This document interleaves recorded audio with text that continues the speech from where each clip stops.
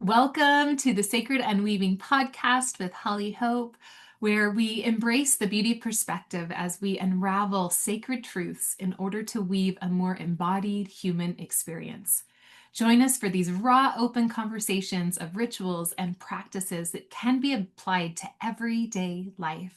I have with me Natalie, who is dedicated to integrative healing arts, and she specializes in alignment and holistic well-being. As a Usui Fire Reiki Level 2 practitioner, she channels powerful healing energy to restore balance and vitality. She utilizes sound bowls, sacred drums, meditations, and intuitive techniques. Natalie helps clear energetic blocks, especially in business or personal growth, by guiding them back to their centered, authentic self. She works with the Sun Quantum Reiki. She works with quantum healing hypnosis, and she really is such a unique being in being able to see perspective and lift us to a higher perspective outside of our normal everyday. So, Natalie, thank you so much for being on with us today. Thank you for having me. I'm so excited to talk with you today, Holly. So, our topic today has a lot to do with you belong no place and you belong every place, and finding that passion and that purpose that we have, the thing that we're here to do, and the people we're here to do it with, and how that process can look different for a lot of people. And so, I know that you've had such a powerful process in up leveling yourself and finding new parts of you and finding a deeper sense of belonging, just even belonging with yourself. So I would love to start out hearing a little bit about how you came into understanding this purpose. Or have you always known that this work that you're doing now was going to be part of your purpose? Definitely did not always know that what I'm doing now would be part of my purpose.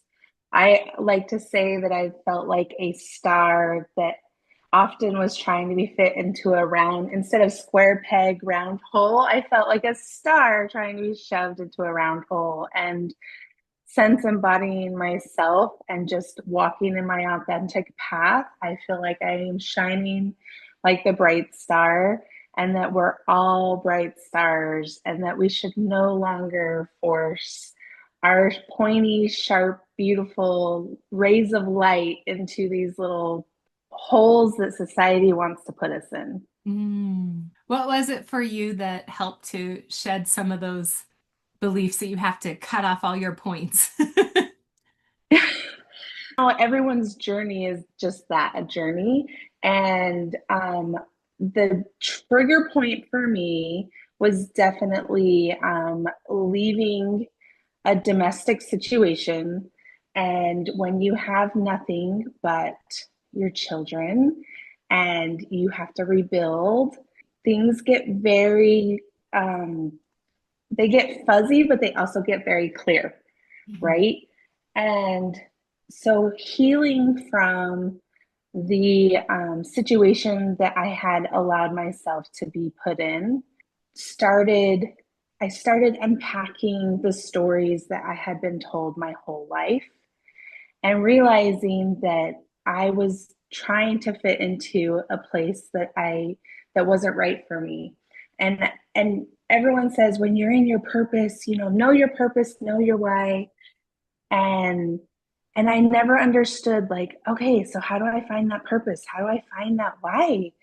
Like, what is it? How do I find it? Nobody tells you how to find it, right? And it's because I now know it's because nobody can tell you what your purpose is. Only the divine can tell you what your purpose is. And the divine is directly connected to you. And so it's really quieting the noise outside and finding that time with yourself and really loving yourself and all of its brokenness, that you can really tune in to what is right and true for you and that purpose. And so through healing and finding the methodologies, the methods that worked for me, because that again is different for everyone. And what some I've always been really connected to prayer, but when I was kind of removing everything from my plate, I was like, well, prayer, like, is it called prayer? It's still called prayer. It's still gratitude for me. It's still I realized that we have lots of words for things. So words are very limiting, and sound is like a more um, comprehensive frequency that we understand. And so I've learned that words are different for everyone, and our interpretation of words are different for everyone. And so that's why one of my tools, one of my healing modalities that I've been drawn to is music and sound, because that is a healing modality, that is a language, that is a frequency that can connect us with the divine. And that was actually a huge part of my healing journey, not just for myself, but for my children. My children had suffered through this journey that I was having to heal. My children were deeply affected by the things that they had to experience at a young age and what they had to see. So we had a lot of mental health issues in our house. And I say had, but we still do, right? We're always continually working towards those pieces. And um, I'll never forget the moment that my son picked up his first little Tibetan metal sound bowl. He played that. It was such focus. It was like he was in his body, and he wasn't. He's always been a big dreamer.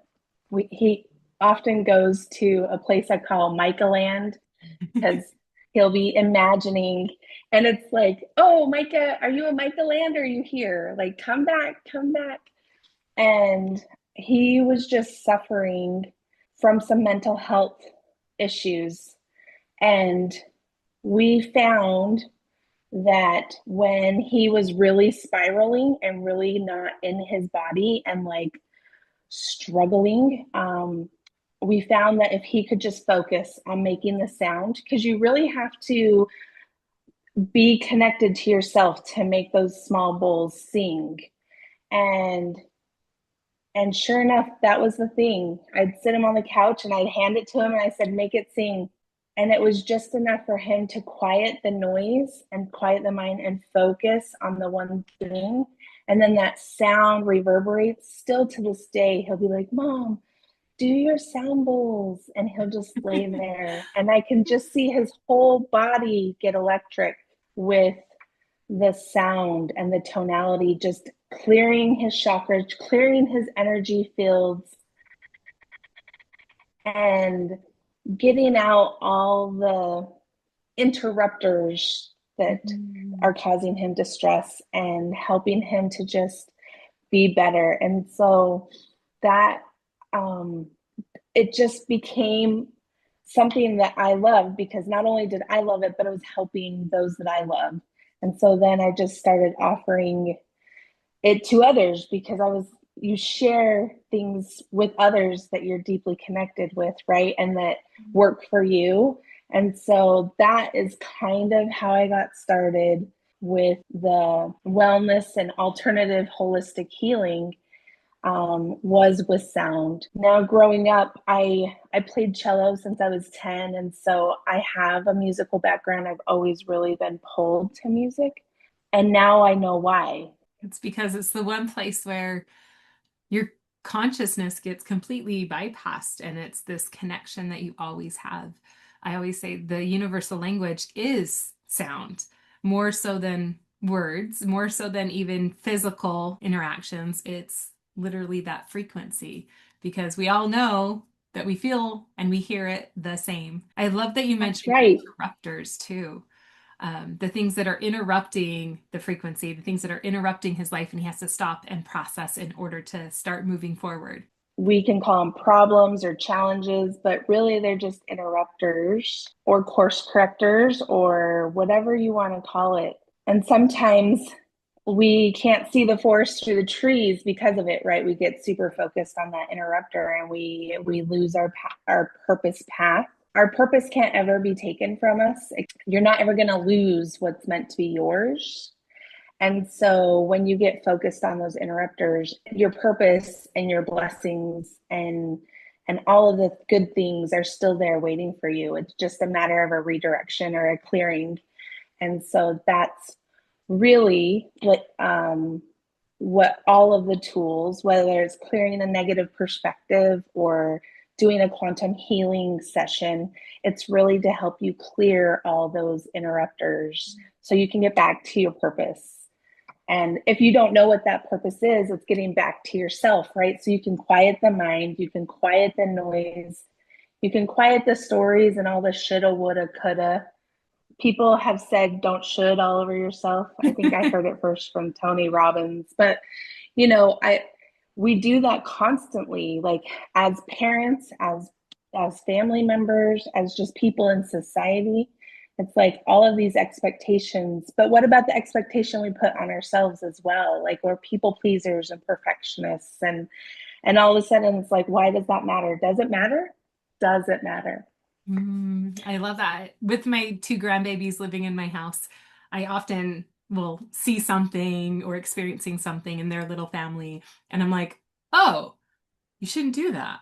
And she's like, really? Why? And I was like, oh, that's an old program. And once I understood that program, and even my daughter and I discussed it in detail, I'm like, I love that you transcended that and that you've already said it's not your job to conform to the world. It's the world to its job to love you or leave you and let you be free. It's your job to be you. And I'm like, oh, that lesson that she got because of me doing the opposite, sometimes as parents, all the shoulds and all the pressures and even feeling like we don't belong in our own families because our children or partners are become so massively different from us. Like all three of my children are very, very different.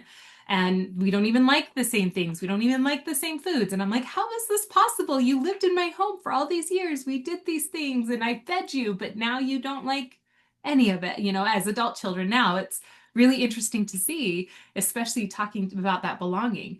But the understanding that it's about supporting and loving the unique expression of each soul and how big can you be? How muchness can you have here? Not, I'm going to mold you and make sure you show up in an appropriate way. But it's interesting how much we have these programs of all of the shoulds. And if we are conformed, we are more likely to be loved, which is not true. And if our children or our partners show up in a certain way, it means that we are a better person, which is also not true. And it goes both ways. So I really love that you share that. I also love one of the affirmations that I use all the time for myself is what is meant for me is for me as long as I allow it. And that's when we talk about like the things that are the interrupters and in the way, something's interrupting your allowing it to come in. Because I've had a lot of people say, oh, but if it's for me, then it will be here. So why isn't it here yet? I keep doing all this manifesting and why isn't it here yet? And I'm doing the rituals and I'm burning the candles and I'm lighting the grids and all these things. And yet what I want isn't showing up. And it's like, oh, well, there's probably something interrupting that signal of desire, of manifesting, of truly wanting the things that are meant for you. So do you feel like everyone only has one purpose, or do you feel like there's multiple purposes that one can have? That's a great question. And it really depends on the purpose. I think people can have multiple purposes and that they everyone is in charge of themselves, right? And so my purpose and my pathway is going to look very different from someone else's. And what's beautiful about my QHHT sessions is I have such a deeper respect and understanding for people's purpose and path because I have not met two people that have the same purpose yet. Mm. And I can imagine that I will never. Mm. And so, um, knowing my purpose, and one thing that I kept saying in my hypnosis was, it's not that serious. And I used to be like, what's the deeper meaning here? And my hypnosis was actually really freeing for me because I kept my higher self, my connection to the divine kept saying, it's not that serious, Natalie. It's not that serious. And I laugh every time I listen to it because it was just programming and things coming up from my past, not just this life, but previous lives, that I was protectors in other lives and I was bringing that energy here, but that wasn't my purpose this go around. Mm-hmm. And so oftentimes when we're feeling conflicted or feeling a certain way, it's because we are pulling energy from past lives or past experiences that aren't ours in this moment, in this earthly experience, in this human body.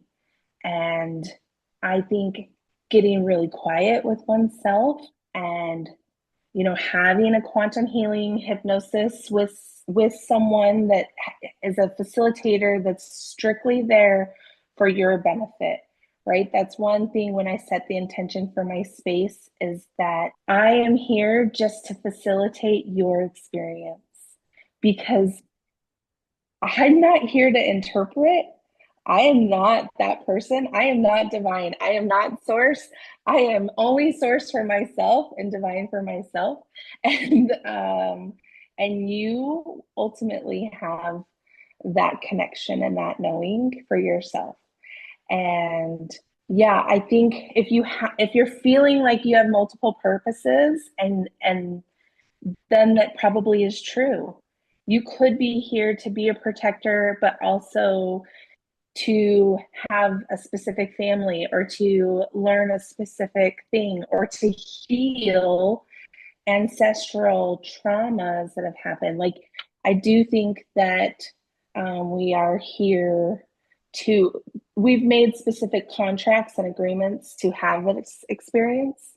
And so I do believe that some people have more than just one purpose because of those contracts and agreements that you made before you came to this experience, right? So yes, I think that people can have more than one purpose, and they just need to listen to themselves and not let the outside interfere with what they're feeling and what they're knowing to be true for themselves. Did you ever feel resistance or rejection as you're expanding in your purpose? You're like, this is the way I'm going, this is the direction I'm guided, and then had other people outside externally say, oh, nope, you got the wrong message, or no, you can't do that. Did you ever get those reactions from other people when you expanded your healing gifts of rejection, that you don't belong in that world of healing? Absolutely.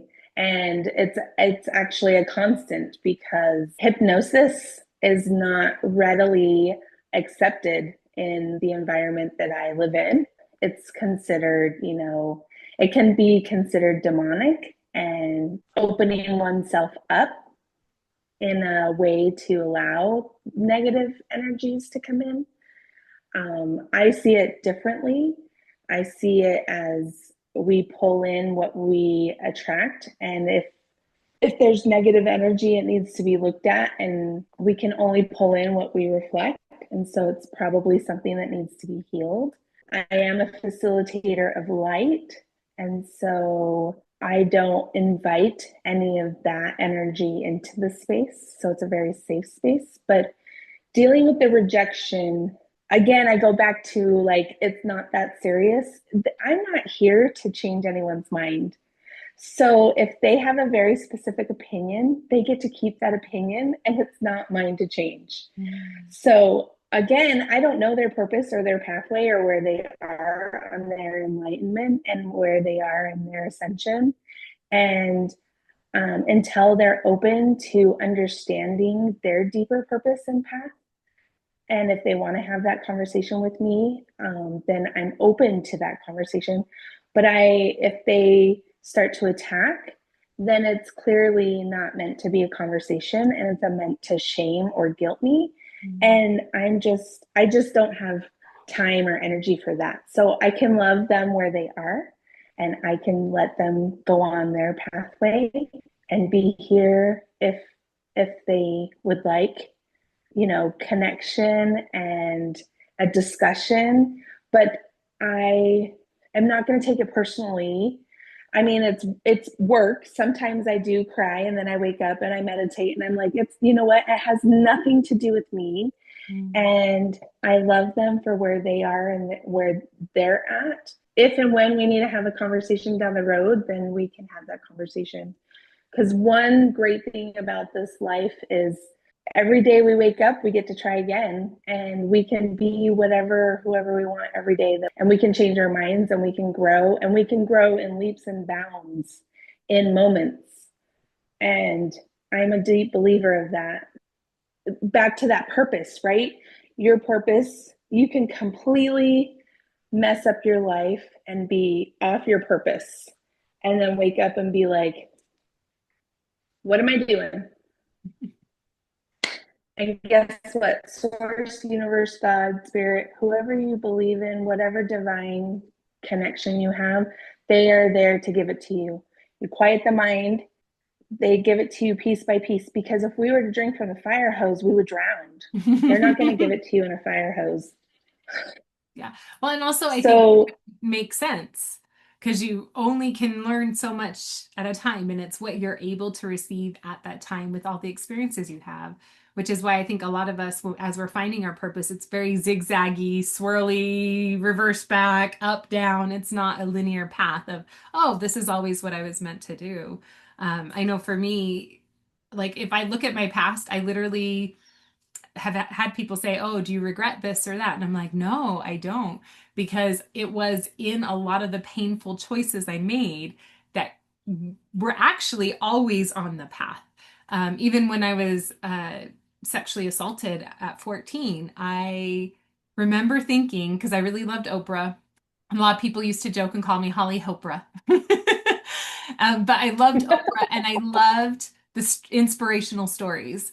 And I remember even at the time when I found out I was pregnant from that, I went, this is going to be one hell of an inspirational story. Maybe I'll get on Oprah. And I'm like, I don't know what young teenage girl thinks of that as soon as like something horrific's happening, but it was like, this is going to be part of the path and there's something good that's going to come from it. And so all of that heavy, dense energy got to move towards like, no, we're going to figure this out. We're going to teach others how to figure it out, you know? And even though I don't know if I could define my purpose in one linear statement, I mean, I have my own personal mission statement that I've had for 20 years, and that's to be a beacon of hope and light and wisdom. And so I'm like, that feels like it's my purpose. And that can look very differently in a lot of different areas. But I'm like, oh, even this horrible thing that happened still connects in with that purpose because you have to have the light and the shadow in order to have something to guide people to overcome the shadow. So I really love that you share that and that you share so much about working with the light. And yes, there's always risk of the dark, but working with the light is the focus. I even remember when I first started working with energy work, my own dad kept calling it voodoo and my witchcraft. Oh, you're voodoo. And then he was at a point where they couldn't figure out what was wrong. And he kept having these exploratory surgeries because they couldn't figure out what the problem was. So finally I was like, I have this thing I do. He's like, okay, do your voodoo. And he put barriers on it too. He's like, you can see what's going on with this part of my body, nothing else. Like, I only had permission to look at that one specific part of the body. And it was very much connected with, it was in his throat, and it was connected with the fact that his mother had passed, and that's who he would always talk to. That was his confidant. That was his person that he connected and told everything to. And now that she was gone, he wasn't able to talk and speak to anyone about things that he needed support with or to share with. And so he started developing these polyps in his esophagus. And once we cleared it, the symptoms started to go away. And at that point, it was dark, it was witchcraft, it was voodoo. But then, because of this experience we had out in the hospital parking lot, he then had a little glimmer of like, oh, maybe it's not as bad as I thought. And then years later, I ended up taking him to Colombia I was scouting out an area for a retreat, and it was his birthday coming up. And I'm like, you should just come with me. And so I brought him to Colombia, and I'm sitting there and I'm weaving drums, and he's videoing me weaving the drums, asking questions. And I just had a moment of, do you remember like 10 years ago where you told everybody I was going to hell for doing this work and you didn't support it, and now you're asking me questions? And He even had me make a drum for his wife's grandson, and he sent a video of him drumming the drum with a snake on it. And I was just like, wow, I never would have thought that this would have been on the path. But just like you said, going into that, this is who I am. You can accept it or not. And I did have that conversation with him years before that, where I said, you can love me or accept it or not accept it. But you don't get to say mean things about me to my other family members. You can say mean things about me to other people, but not my siblings, because that hurts everyone. And I set a boundary and I said, this is what love and respect looks like. Because I'm not going to stop and I'm not going to be shamed for it. And if you think any part of me is dark, then you are misunderstanding of what dark and light, any part of my work. Like, just take a minute and like look at me and feel me, and compared to years before, which one feels brighter and more joyful and more blissful. And these are the indicators that I'm not working with something evil and I'm actually working with God in a different way than you do. And so it's really nice to see that people can progress and they can shift, and we don't have to always believe in the same things. But it's more like you said, of I don't have the energy or the time to sit and argue with you. If you choose to believe something about me, you can. And you have that right and that permission. I also have the same freedom to continue acting in the way that's in integrity for me. So, and that can be really scary too, because we have all the fear of rejection coming in. But then I feel like every time we are rejected by someone, it's a redirection or something else is coming in to fill that space, and it's kind of clearing out the way so that they can. Yeah, it's so true. When you were talking about that, or when I had first left my first husband, there were just, he was spreading rumors, and I wanted to like defend myself and really like, that justice inside me was just raging. Like, that's a strong core value for me. And I really have deconstructed that justice inside, because I'm going to be the villain in somebody's story, and that's okay. Because just because they um, misunderstand me, or if they it has more to do with them than it does me. And so I think if you're struggling with trying to defend your reputation, like, just be who you are, and your reputation is going to defend itself. And the people that want to think things about you are going to think things about you no matter what you do. I love the right now, like that main character energy, or that's like what people are saying, like, be the main character in your life. But it's so true. Are you going to be the assistant character? Are you going to be like the side Sidekick. character? Yeah. Are you someone like, your life is not meant to be someone else's sidekick? Your life is meant to be your life. And I have 4 teenagers at home right now, and like, we talk about this all the time because they are people pleasers, and they've moved a lot. Their childhood, we are a military family. And so we've currently lived in the home that we're in for 5 years now. And that's the longest we've ever lived in one place for them. Mm. And so, like, friends, lifelong friends, that's not something they get to experience. And it's like every year at school, we're talking about making friends. And it's like, okay, well, be the main character of your life and spread sunshine and joy and kindness in your out of you. And don't worry about trying to fit in with that person or make friends with that person, or like, just be kind and be yourself.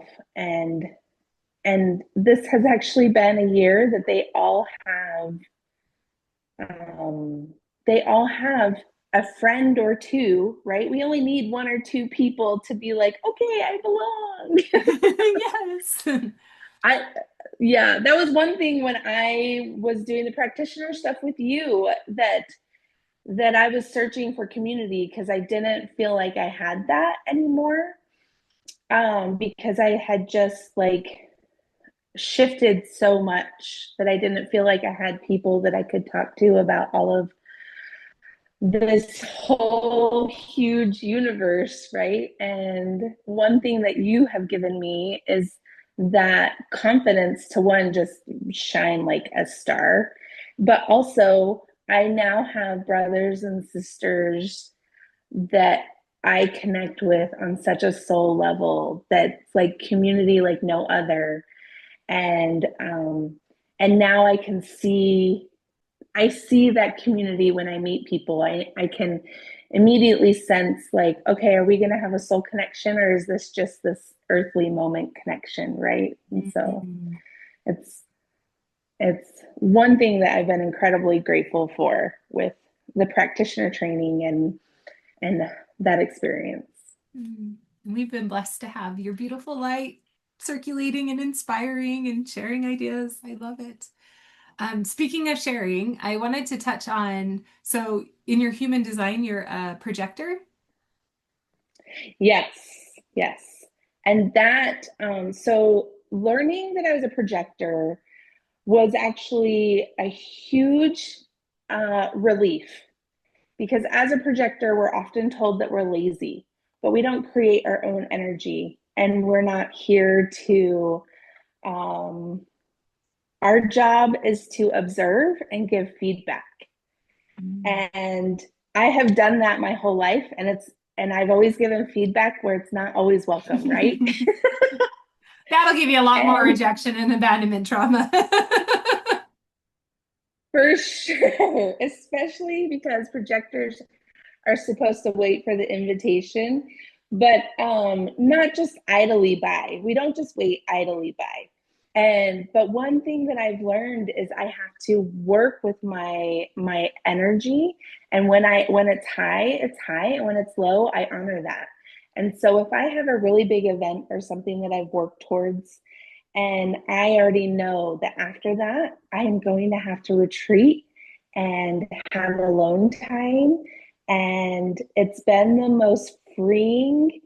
Understanding my human design has been the most freeing thing. Besides, I mean, the healing and everything, but understanding that I can't go like everyone else. It's so funny because a lot of my friends, people that I'm attracted to, people that I connect with, they are generators and they're manny gens. And I, yeah, exactly. I love my manny gens, right? I love that ADHD. I love that go because they're up for anything. And I'm that person too, but I'm also the first one to go to bed. Like when we were in Mexico, it was like, I love you guys. Bye. Bye. I gotta go to bed now. Which is good. It's a And reminder. Yes, everybody else should also go to bed. and like the FOMO would get me, but also I had to honor, like I knew that I wouldn't be going on all cylinders. And then I just, yeah, it's not fun. And when when you're in your teenage years and you're running on pure adrenaline and energy, then you can fake it really well. Mm. But I'm not faking it anymore. And Mm. I don't, yeah, it's, I really highly suggest if you don't know what your human design is to find that out. And then as a projector, there's six kinds of projectors. And so recently I have I always wanted a projector friend because they observe and they report, right? And I was like, oh my gosh, if I could just have someone observe and report, I would love that so much. And then so I've called into my life some really beautiful projector friends, and we're still so very different because there's six types of us. But it's been so fun to know know my children. Oh, it has changed the way that I parent because like I have a generator and I have a manny gen and I have a projector. And one of my bonus babies is a projector. And the way that I understand them, I'm like, oh, if I would have known as a teenager what my purpose is as a human design projector, like, oh, it just changes things, Mm. changes the way I parent, changes my perspective. So And the more we understand ourselves, the more it's really hard to see the fact that we're unique and we're different as a negative. Because then we start to see, oh, I have this ability to do this thing and have a perspective that nobody else is able to do. And so it's actually a gift. And the more I feel like we can look at our uniqueness as a gift, the more it actually does become a gift rather than trying to be and fit in all these stars into these round holes that we're never meant to fit into because there is uniqueness with it. Well, even in the reflecting and reporting and observing, like I feel like there's a lot of how we find our purpose and who we are is trying a whole lot of things that we're not. And so for me, I was definitely not meant to be the corporate woman, 9 to 5, dinner ready at 5:30 as soon as I got home. So it had to be done early, picket fence, like that. A lot of people are surprised when I'm like, oh yeah, I actually had a job with the FBI and I was waiting for my security clearance when I moved to St. George, and which was what, 10 years ago.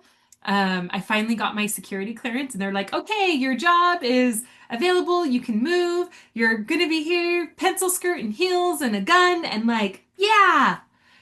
Oh, no, that's not me. That's not me at all. But 2 years before that, when I had started that process and they were starting that extensive security clearance that took so long, I thought that's what I wanted. That was security and insurance, and I was making a difference in the world. And yeah, that shows success. And then now I'm like, oh, actually, I just want to frolic in the woods. And what's very interesting is my dear friend, the tarot fellow, Rick, who a lot of you have heard of already, he also was up for a job with the FBI at the same time. And so I find it very interesting that if we ever decide to deviate or zigzag, our purpose still remains. The souls that we're meant to connect with are still there. So we kind of laugh because at that time, it was, I believe, 3 to 5 years later when we met. So if we hadn't met there on this corporate success journey, it's like this weaving happened so that we would meet later. And we have had many experiences where we're like, yep, this is definitely, there's past life stuff here. We've been partners in past life in some form before because it's already done. Like the work's already there. It's so easy.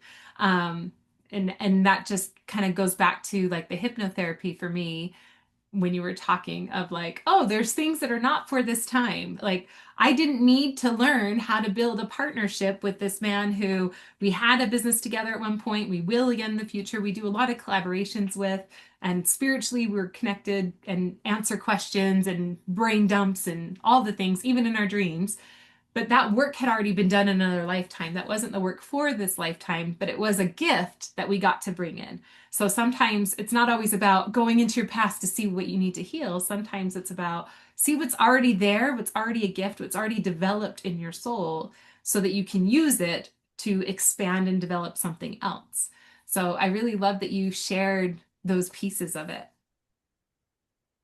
Yes, I love that you mentioned like going into the past lives. It's not always about needing to heal something, right? But we do sometimes carry that forward. Like I learned that I was carrying that protector energy and that I didn't need to carry that anymore. And so, but I think that whether you do that through a hypnosis or through meditation or through a negative perspective clearing, I think that that comes to you in more than one way. And so if you're open to receiving the information, it's going to come to you. And you're going, like you said, you're going to meet the people that you are meant to meet because, you know, I have my children from my first marriage. I met my very best friend who is like my soul sister for like we are soul sisters. And I would have met her. It just would have been in a different time had I not married my husband who was in the military. Like she was moving every 3 years. We were moving every 3 years or sometimes sooner. Like how else do you meet someone, right? But our connections, there's so many connections there that spirit would have connected us in another way. Um, so the people that are meant for us to be big players in our life to help us to grow, they're going to come into our life one way or another. because the thing about my best friend is we continue to be on this same journey, this same growth expansion throughout years. Like, let's see, in last year, I'm like, what year are we in? In 2024, she and I actually celebrated our 20-year best friend anniversary. Like, Aw. I don't have that in a marriage, but I have that in a best friend. And I can literally say she's been my best friend for 20 years. And like, we have these relationships and these people that we're meant to know and meant to connect with. And some people, we knew that coming into this life, and other people just get to be bonus players. And how beautiful is that as well, right? Doesn't mean that every person that you're close to is has been a big player always, but we get to choose. That's part of our choice. That's part of our will, and choosing who gets to be big players in our life. I think that's important for people to understand too. Yeah. Do you find that in the quantum healing hypnosis that sometimes these big players will come through in forms and kind of reveal themselves that way? Have you ever had Yes, something like that? yes. So some people will ask, do I have soul contracts with specific people in their life? And I have people that have had, like, their siblings have been partners in previous lives. Their partners have been their siblings in previous lives. Their um, their children have been their parents in previous lives. So we have major players. I've had people that are not currently with us come through and say, I'm here as a guardian angel. I'm here to love and support. I've had people, yeah, it was interesting because I asked about people in my life, and I'm not going to share um, just because it is so personal. But I really, if you're wondering if they are a big player in your life, more than likely they are. More than likely, yes. You knew that you were going to meet them in this life, and you knew that you were going to grow and have these experiences together. And I believe that's true even for you and I, Holly. Like, the moment I met you, I knew that there was something there. And I know it took, years before I did anything with you, but even the people I went to Mexico with, I know that I'm deeply connected with them. I know that So I many have, synchronicities, yes. yes, yes. And it's just so incredible how we're brought together. And our choices always decide how that closeness will be on this journey. And um, so you always have to opt in, right? And it takes both people to opt in for the connection to stay strong. And so it's not a matter of, purpose is not about like giving up your free will, and it's not about giving up your choice here on this journey. You always have choice. Um, but how beautiful, instead of worrying about what we lack, is like change that worry into, well, what can I create today? Mm. How big, how beautiful can this life get? And just ask, ask, ask. That's the biggest thing, is like, if you want more connection and more people, deeper relationships in your life, ask for it. Abundance comes in more than just money. I know people are like, I want to be abundant. And it's like, well, abundant in what? Abundant in joy, abundant in connection, abundant in, I mean, abundance means so much. You've got to get really, really clear on what you're asking the universe. Again, words are so limiting, right? Maybe put it into a song and then the universe will deliver deeper and wider. Yes. Oh, I agree. Well, and anything you put music with carries the frequency stronger. That's why it works for memory retention and emotional release and all of those things. So, oh, how delicious. So many wonderful things. I just had one more question, because it's something that I have been asked before when it comes to hypnotherapy. So I want to just ask this question, and you may have already kind of answered it, but how do you know that the person you're communicating with when under hypnosis is your higher self or your ego or your unconscious programs? Does one differentiate between those? As the facilitator, we ask. Mm. So there are things when we're hypnotized that we're in the theta state. And when we're in the theta state, you go to the theta state all the time. So one thing about hypnosis is you go there all the time. In the middle of the day when you're zoned out, stuck in traffic, you're in theta state. So you go there all the time. It's your dream state. It's the closest to um, the veil, spirit, whatever you want to call it. That is when you're there. You're on the same frequency as source, universe, the collective. So when you're in theta state, if I feel like I'm not connected to someone's higher self, their divine source, then I'll ask, oh, who am I speaking to? And then they'll tell me. And if they don't want to tell me, then there are ways that I can navigate through that. But usually they always tell me who they are. Mhm. And so the highest self, the divine self, um, you can just tell as a facilitator, I can tell usually that it is their higher self and their divine self because the frequency of love, when we talk about that unconditional love, when I get to, that's one thing I love about facilitating is that frequency of love is real and we are so loved. We are so loved. And when you are talking to your higher self, that love is radiating out of oneself. And the love that they just want you to know how incredibly perfect and divine you are, and that you can create anything, and that you don't need to fear.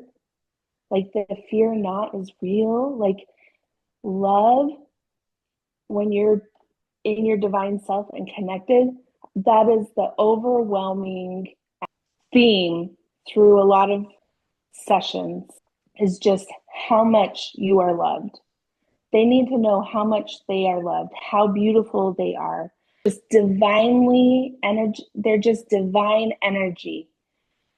We are all just pure divine, brilliant energy here to create whatever our soul desires. I have worked with people that suffer with depression and they haven't felt joy in this life. And when they connect with their higher self, I ask them to fill their whole body with that energy of love so they know what that feels like in this body. And then I ask them to put a visualization in their head and just to give them that. So when they come back into their consciousness, ego knows that they are loved. Ego knows how loved they are and that they come from a source of love, and that even though they haven't felt it in their life, they can feel it moving forward because they are connected to themselves. And so they can go and connect to that anytime they want. It doesn't have to come from anyone else because they are divine love just of themselves. It is so beautiful. And when we connect with that frequency of love, we belong everywhere and nowhere. So, oh, this has been such a beautiful share and discussion. I love hearing your heart and just the integrity and love that you pour into so much of what you offer.